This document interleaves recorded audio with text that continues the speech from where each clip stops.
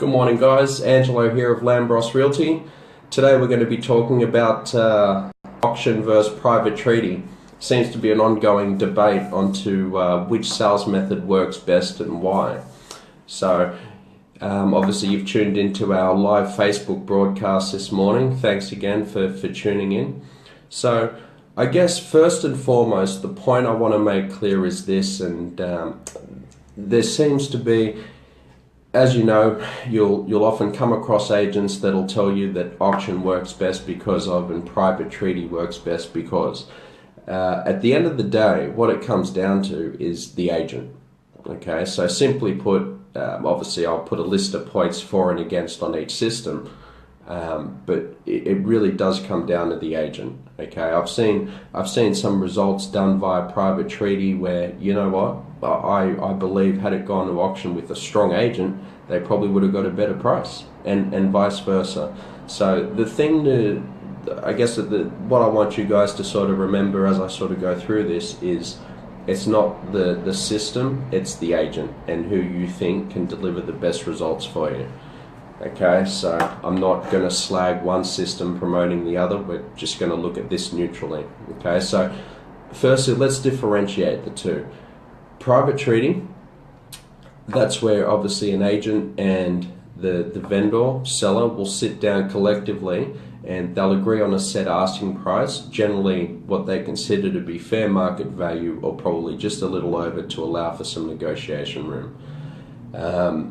With private treaty, obviously a contract for sale and purchase is entered when a buyer and seller agree on a set price. Okay, so this means that there's generally a cooling off period, and upon exchange there's about a 10% deposit owing, and that's negotiable.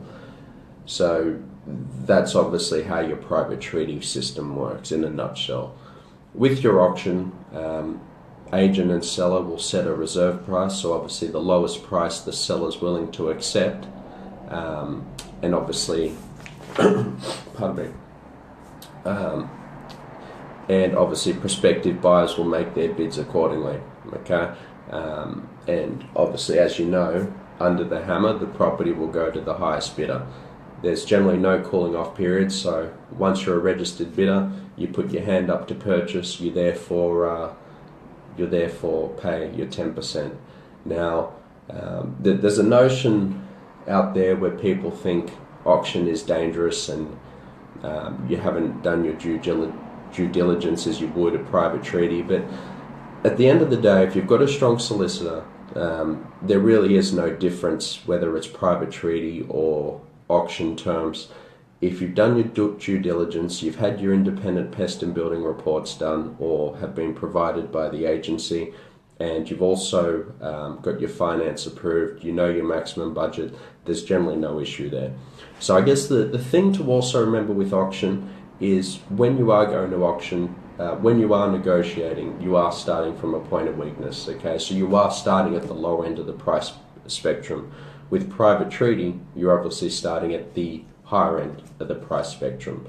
So I guess highlighting, seeing as we're talking with auction, so the advantages with an auction system are this. Okay, your agent doesn't necessarily need a high degree of skill to instill urgency into the buyers. Okay, they generally rely upon market forces in order to do so. You've also got the flexibility to accept a good offer prior to auction. Okay, so there's, obviously, if you consider an offer there for the taking and it's beyond your wildest dreams, you'd take it. So you've also got that advantage as well. The disadvantages with auction, however, your heavy marketing expenses, because it is quite lucrative in the sense of funding the marketing.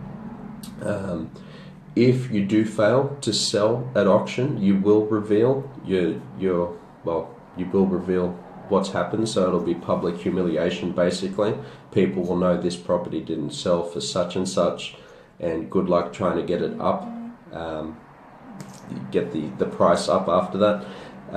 You do also run the risk of attracting poorly qualified buyers, so the fact you are sort of luring in at the lower end of the price spectrum, it's questionable how high up these people can go. That's why you'll find that auctions that do tend to work well, obviously I'm talking Sydney region here, eastern suburbs, your North Shoreline, they work quite well in the sense that there are homes that just you don't have sufficient comparable data, and I guess it's sort of, well, most consider it hard to ascertain what a price is worth, but I'd go the other end and say, well, it's probably more a case of the emotional element.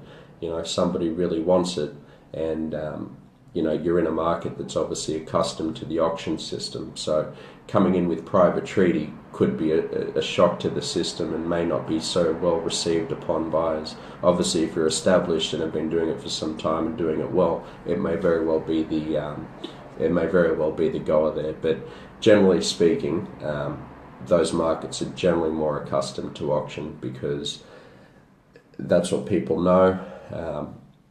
So yeah, that's obviously a point worth mentioning. And as I briefly touched on before, you are starting from a point of weakness, so the low end of the pricing spectrum. So the advantages with private treaty, however, is if you do set a realistic asking price, you do attract buyers quickly. Okay, so you're not exactly waiting on a deadline. Your property can sell on any day. You don't necessarily have to wait for an auction in order to do so. You could get an offer in the first day that's great, you can take it. So the other disadvantage is with private treaty, obviously, is you do run the risk of underselling if your initial price is too low, and you also run the risk of underselling if you price it too high. Because obviously in that scenario, if you price too high, you're obviously doing price reductions to come down and meet the market. By the time you do that, buyers will come in and say, well, what's wrong with the property? So it's imperative that you get the price right from the get-go. The other disadvantage is it does take more skill, time and effort to run this method effectively, and you must have an agent that's highly skilled in marketing and negotiation. If they falter in those two areas, or you're not convinced they're strong, either look for another private treaty agent, or you may consider auction the way to go if the agent is obviously stronger there. So I guess that's some food for thought, guys. It's not about private treaties better than auction or vice versa. It all comes down to the agent, their strategy, and what you believe is right for you. That's really, at the end of the day, that's the right thing to do. So as far as the marketing is concerned, you'll find that you're obviously forking out a bit in general for auction campaigns to get your property promoted out there.